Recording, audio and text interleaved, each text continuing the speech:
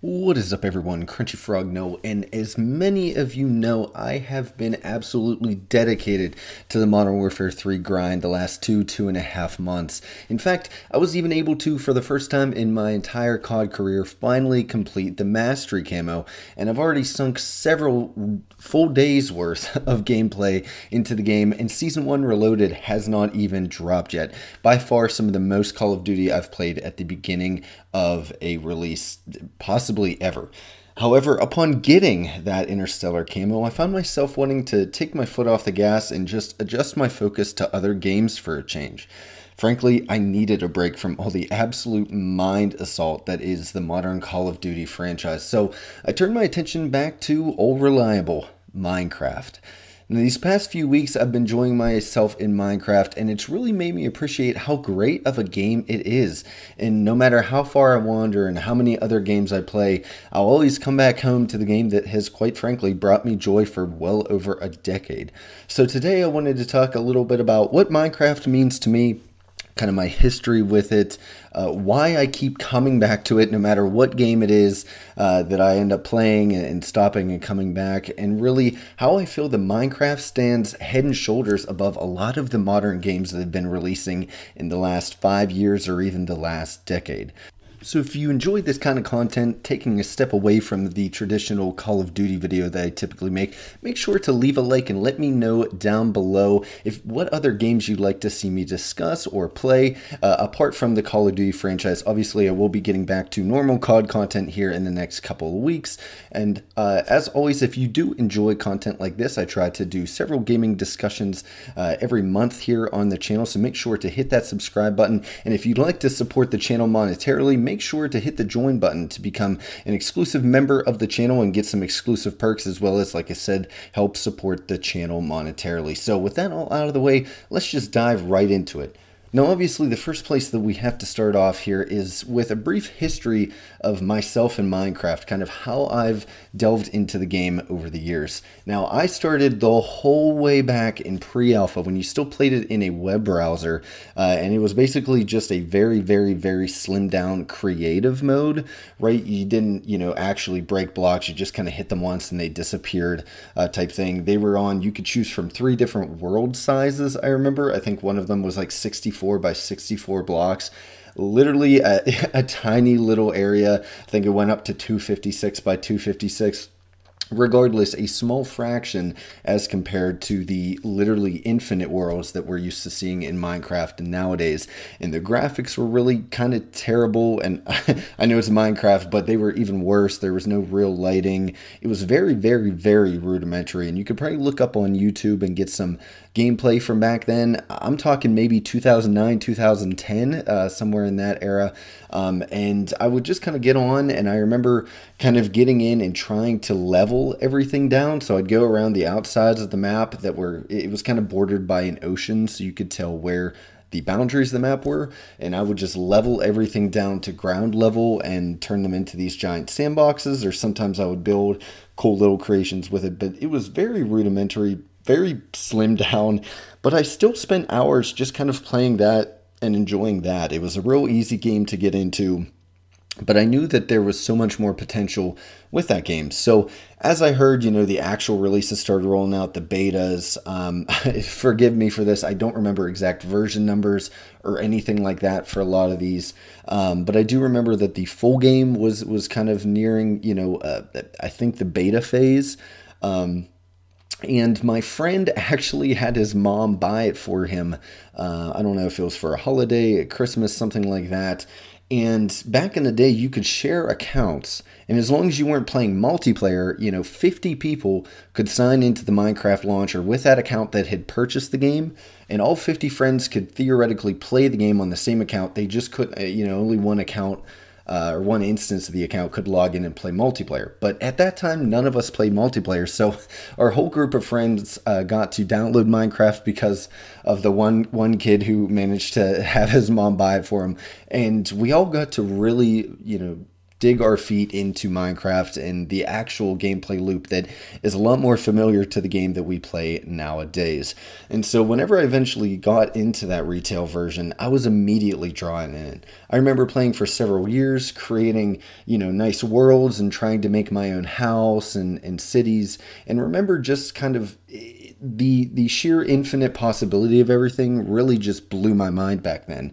You have to remember, a lot of the games I was playing back then, the latter half of the PS2 era, the beginning of the Xbox 360 era, I was playing, a lot of shooters like Call of Duty, a lot of racing games. So infinite possibilities wasn't something that I had really been experienced with or had seen.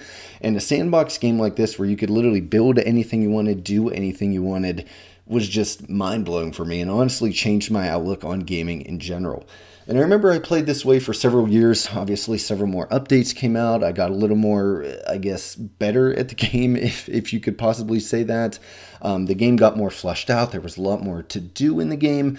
But eventually, one summer, while playing with some friends on our TeamSpeak server, one of them mentioned that they had been playing multiplayer, which I had never touched because, again, only one of us could ever play multiplayer, so we kind of had an agreement no one would ever play online. We'd all just play single player by ourselves and kind of enjoy it that way.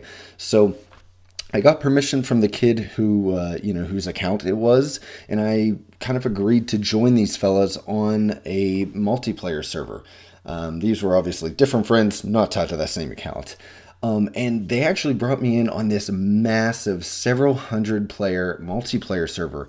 And I remember it had different plugins like a full-blown economy, towns and countries and states and cities and all this crazy stuff. You could claim land.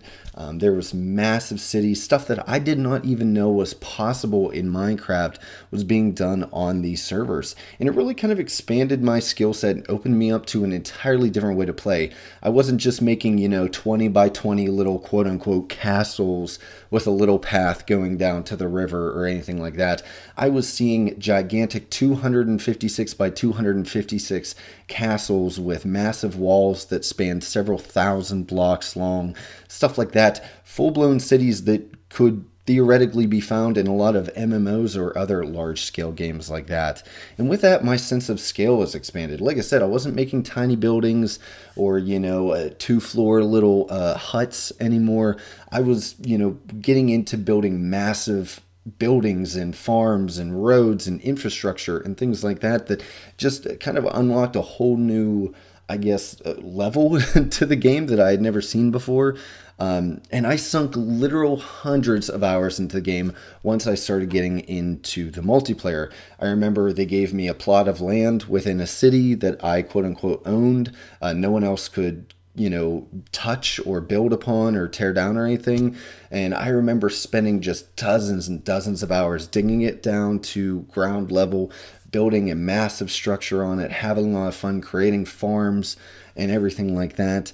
And I remember I had sunk so many hours into it that summer because this happened over the summer, one of the treasured summers back in the day when I didn't have to work and before I had any adult responsibilities. So I had literally infinite time to play. And I remember it got so bad that towards the end of the summer, I had to set an alarm on my phone sometime in the morning, which, if I recall correctly, sometime in the morning realistically probably meant 9:30 or 10, even though to me that was extremely early to wake up. And I had to set an alarm so that I could wake up and go for a jog because I felt like I was being too unhealthy, right? Literally to the point to where my ass hurt from sitting in the chair too long. So I remember setting that alarm and telling my friends that I played with on the server, hey guys, I'm going to be about a half hour late every day to getting on the server because I physically have to go out and do something with my life. It just got so, it took over my life basically.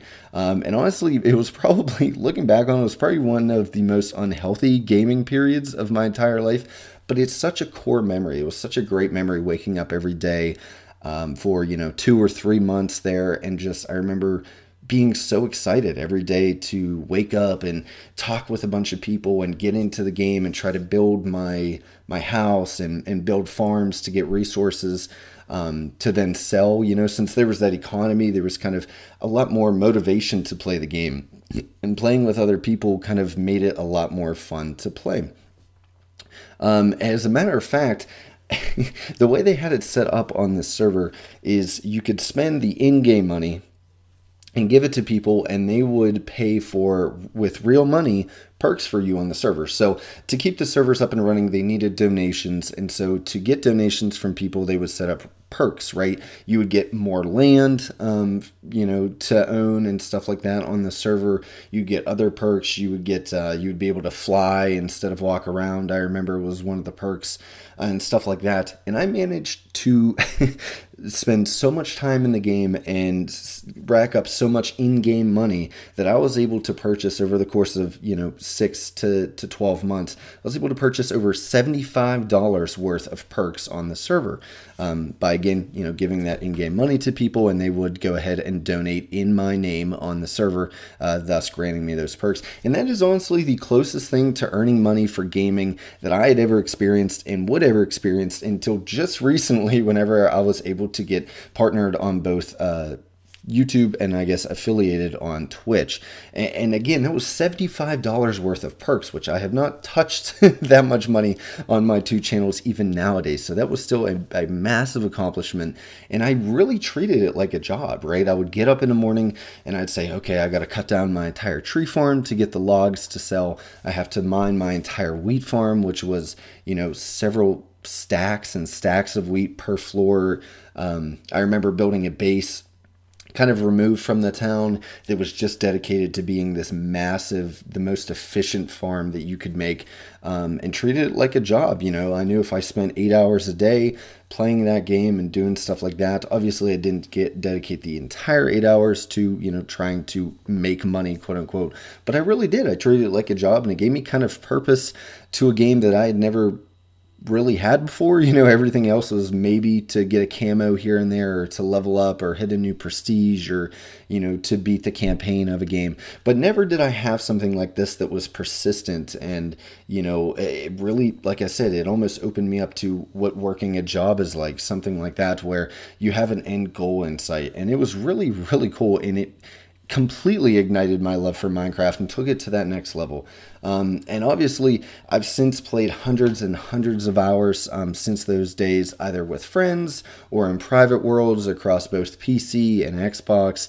And even in college, with a couple of friends, I managed to join another massive server with towns and an economy and an RPG leveling system and different things like that, much like the server that I mentioned before.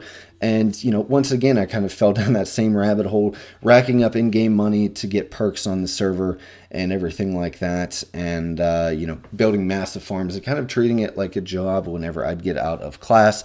Eventually kind of had to fall off of that because I just got way too obsessed with it. That's kind of a common theme, as you can tell with this game, but it's just provided so much fun to me over the years. Literally, I have no way of counting the number of hours I've spent, but if I had to guess, Minecraft is probably my most played game of all time. And that's really saying something with all of the games that I've played over the years. And now it's just a go-to game anytime I want chill, relaxing gameplay. And I love that there's always a sense of accomplishment, right?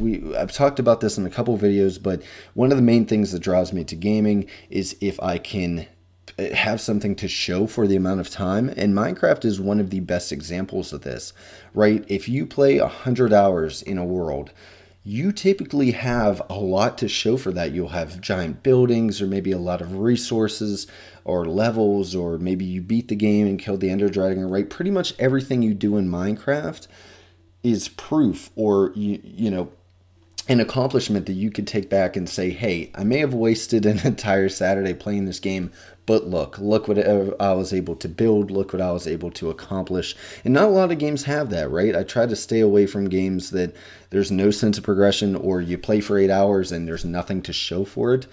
And so one of the things that keeps drawing me back, obviously, is that sense of accomplishment. Even though it's small, no one really cares how nice of a castle you build in Minecraft. At the end of the day, it's something that really shows that time that you put in And I just love that about it. So that kind of brings us to the next section of this video, which is how does it keep pulling me back? No matter how many more games come out, including games that are literally designed from the bottom up to keep you playing and keep you engaged, why do I keep going back to a game that started the whole way back in 2010? That's essentially just 8-bit little blocks on the screen. People call it glorified Legos. Well, for first, in this specific instance, why it pulled me back this time here in this winter was I recently just grinded, like I said above, for several months to get the mastery camos with COD, and I really kind of focused in hyper fixated directly on COD. And I was just kind of getting burned out. Now, that's not to say I haven't still played COD the last 2 weeks. I've still hopped on a decent amount, as a matter of fact. But I had to take that focus away. I had to step back. Like I said, it was getting way, way, way too stressful. And I was originally also taking breaks to play Forza, which I'd love to make videos on in the future, maybe even some live streams playing that game and stuff like that. But Forza also has a lot of stress that comes with it, and a lot of the FOMO, or fear of missing out, elements that we'll talk about here later. And even that was getting very overwhelming. I felt like I had to sign in to get my dailies, or to do this or do that. And, that was just also becoming kind of stressful to me. So I needed another outlet, another game I could play. And it just seemed like literally every game that I was playing was high stress. Like I said, either active stress like COD, or the FOMO kind of stress with Diablo and Forza and everything like that, that just, I constantly I wasn't enjoying playing games as much. I am enjoying playing Forza Motorsport, which is a different topic again for another day. But a lot of the games I was playing just kind of stressed me out, and I felt like I had to play them or else I was missing out on something. And games that made me rage or yell at my monitor, and it was just getting to be too much.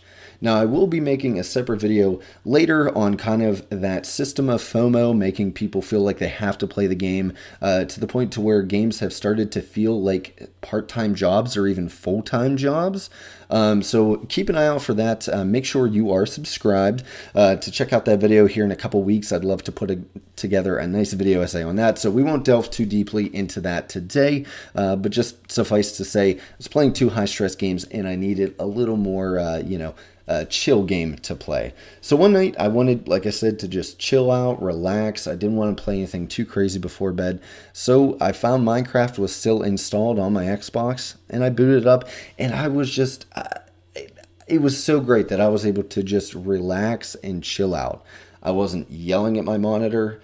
I wasn't, tweaking out, figuring out how to do certain weapon challenges, or how I can get the most kills while crouched, or, through a barrier or anything like that. I could just play the game. And I remember smiling.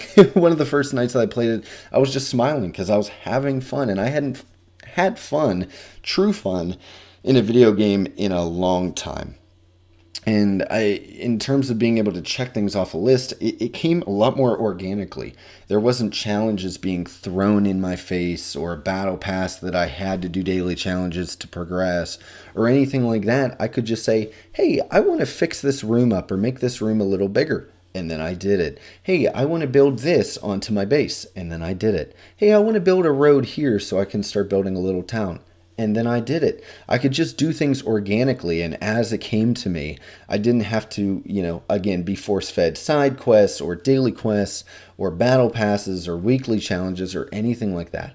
It was all organic, and it all just felt really, good to check off the list, really cathartic to play. And it really made me enjoy gaming again. Not that I wasn't enjoying playing COD by any means, but it just brought back this sense of I am doing this for fun. And COD stopped feeling like fun, especially towards the end of the camo grind. Another point that I wanted to make is that the reason why I keep coming back to this game is because it takes up such little space that it's always there for me, so to speak. I have the 1 terabyte Series X, the launch model, and realistically all of the consoles right now, whether it be PS5, Series X, they all come with 1 terabytes. which again, I could rant about that in another video. That's way too little for the size of games anymore. And because of that, almost the majority of my hard drive is taken up by 3 games right now. Forza Motorsport, Forza Horizon 5, and Call of Duty, which, as you all know, Call of Duty takes up a stupid amount of hard drive space. And so I hardly have room for literally anything else. However, Minecraft is a nice lightweight game. I think it's 8 gigabytes, maybe. And that's just because the game has grown a lot over the years, but it's still only 8 gigabytes.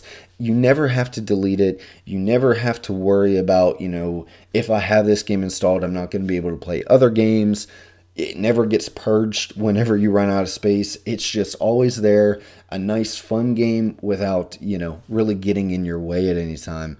And it's always there no matter what. So many games I think, I'd love to play that, but I had to delete it because I have no room on my hard drive, or I can never re-download it because, again, no room on my hard drive. The game also just reminded me how horrible some recent games have been, and especially how bad they are for your mental health and your enjoyment of games as a whole. Which brings me to my next point, and really why I think Minecraft, even though it's simplistic, and yes, I know it looks like a 1980s game with the blocks, and, some people call it glorified Legos, but I feel that it's better than a lot of modern gaming. In fact, modern gaming as a whole is kind of the way that the industry is shifting currently.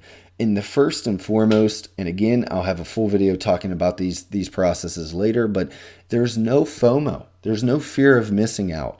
You're never worrying about missing out on Battle Pass. If I don't play and max out the Battle Pass, I'll lose out on the money that I spent. There's none of that games as a service things to reel you into play. You can always just relax and play it at your pace.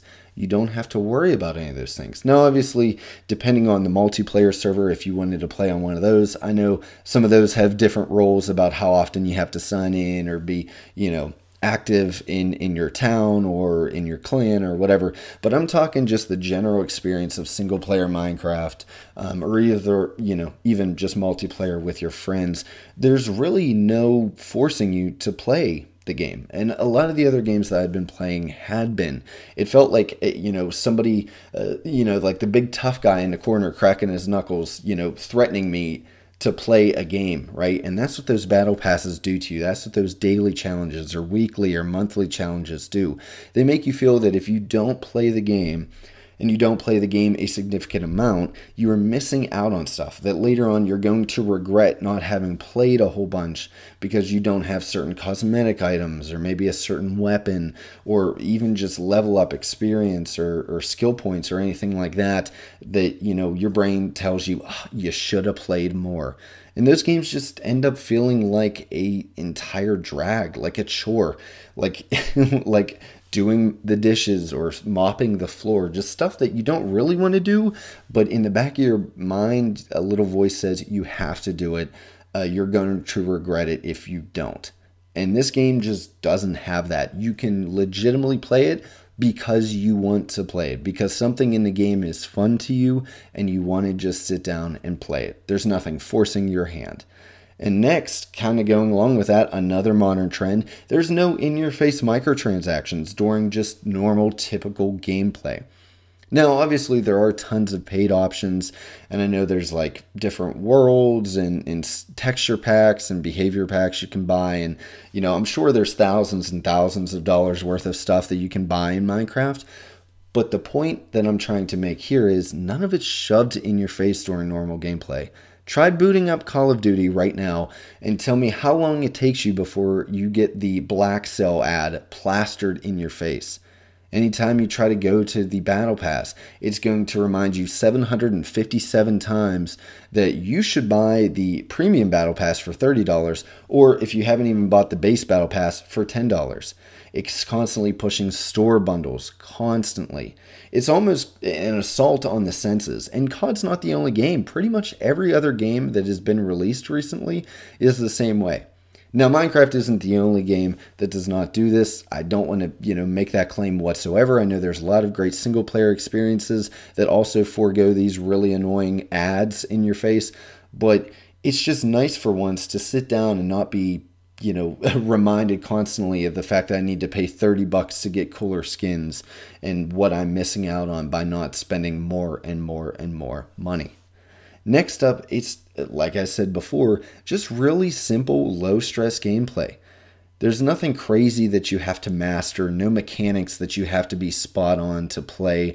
You're never sweating when playing Minecraft, ever, unless maybe you're taking down one of the bosses in the game. But in moment-to-moment gameplay, there's nothing to sweat about. There's nothing to worry about. You don't have to worry about the most efficient tactics or, looking up guides on the internet to make sure that your build is the best. You can just play it, and it's low stress. Now, again, this is another category that, yes, there are some games that have released recently that are meant to be cozy games. A lot of life sims, games like Animal Crossing and other games like that that are also meant to be low stress and fun. But I just want to stress that Minecraft is one of the best examples of this. And that's one of the main reasons that I feel it's better than modern games. So many modern games nowadays just feel so stressful, and the kind of rise of both TikTok and YouTube and everything like that have really pushed that, if you're not playing the game the most efficient way possible, you're losing out, which just tends to up that stress factor a lot more. In Minecraft, there is ways, I guess, to be more, efficient, I guess. But that's not really the point of the game. And that's one of the reasons I think it's so great. And also, to kind of tie in with that, it feels familiar no matter how long you take a break for. I took a break for sometimes several years between play sessions of Minecraft, and I was able to, every single time without fail, hop back in without a single issue. I didn't have to look up guides. I didn't have to rewatch gameplay to refresh how to play. And not enough has ever changed that you just feel like a fish out of water. It always feels familiar. They keep the base gameplay the same. They don't try to change up too much. And obviously new stuff's added all the time, including some massive additions. And you might have to go to the wiki now and then to look up, what is this thing? I don't remember this. But by and large, the gameplay itself, the core moment-to-moment gameplay, has been the same since pretty much the early betas and alphas and everything like that once survival mode was added. And we already kind of touched on this point again, but I just want to reiterate, there's no pressure to be the best. Now, obviously, you can try to up your game and build more elaborate builds, or, build an entire city that would be really cool and post that up on YouTube. But in general, there's no pressure. You're not in skill-based lobbies like you are in COD or several other games. There's no constant competition being rammed down your throat, especially, like I said, with the advent of skill-based matchmaking kind of creeping its way into just about every single multiplayer experience there is out there. There's no pressure to be the best. Especially if you play single player like I have for the majority of my playtime. You just get in and you enjoy yourself. You don't have to worry about facing off against anyone or how good or how bad you are. You could build the most elaborate, 12th century castle that anyone could ever dream of, or you could build a 4x4 mud hut that you go into and, you walk around the world the rest of your days. Like, there's no pressure to be too great or, to feel like you're not good enough. And next up, it's a complete game. Now, obviously, you might be saying, well, of course, it's been out, for well over a decade now, but it's so refreshing to be able to jump into a game and there's no bugs, there's no huge glitches. You're not walking through a field and suddenly your arms, stretching all over the horizon because of a graphic glitch, or, you don't suddenly fall through the earth. I'm sure there are still some bugs somewhere. No game's perfect, but the state that modern games have been releasing in is just sad. So again, I know this game benefits from having been out for so long, that devs have had so long to squash any bugs with the game, but it just feels nice to play a whole game. And that includes how much content is in the game. Being a sandbox is kind of open to your interpretation. They give you all the tools. You kind of craft your own experience. But there is a lot of more crafted experiences that you can get within the game. Some of them paid, some of them not. But it's a complete game. I don't have to sit here making a video of all the unfinished parts of Minecraft or things that they promised but haven't delivered on. I'm sure the hardcore Minecraft community could, bring up some points for those, but just as a pretty dedicated gamer over the years, I have zero problems with any of those, as opposed to just about every single game that has released in the last 5 years. Constantly, unfinished portions of games or systems that haven't been flushed out or feel really tacked on at the end. Minecraft doesn't really have this problem. And the best part is this still continues to be supported with new content without that being part of its whole identity. So, it's not a live service game. It does get regular updates with cool stuff, especially community-fueled updates, but it's not treated like a live service game.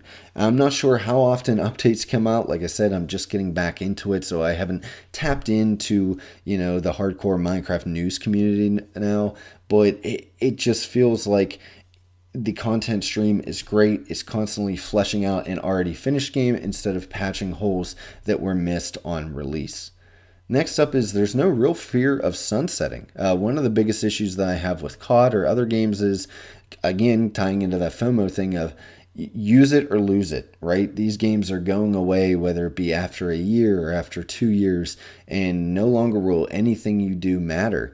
And in this game, there's no fear of that. I have worlds that I've been playing for well over 7 or 8, going on 10 years, in all honesty. Worlds that I created way back in high school or early college that I can still play now, as opposed to CODs that, you can hop into Modern Warfare 3, but, before these servers were fixed on Xbox, the old Modern Warfare 3, there was not that many, other people that you could play with. You had a hard time finding match, and really no one cares about that anymore.